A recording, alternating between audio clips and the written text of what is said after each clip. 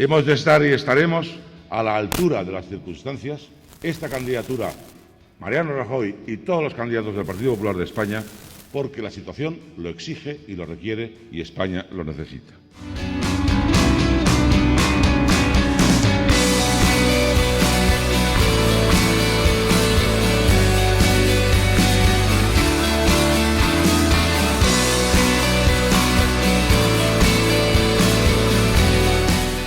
Quiero empezar diciéndote a ti, como representante que eres del pueblo valenciano, que estos valencianos y estas valencianas que forman parte de mi candidatura ni te van a defraudar a ti, ni van a defraudar a nuestro pueblo.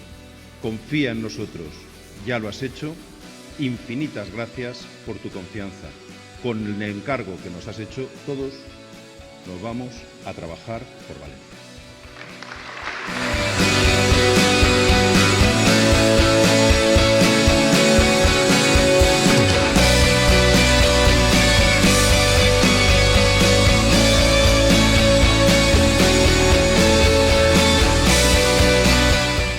Son valencianos y valencianas, pero lo más importante, gente que sabe que nos estamos jugando el futuro, personas que saben que Valencia va a estar mejor defendida con un gobierno del Partido Popular a nivel nacional y van a darlo todo para que sea el Partido Popular y Mariano Rajoy el que esté al frente del gobierno de España.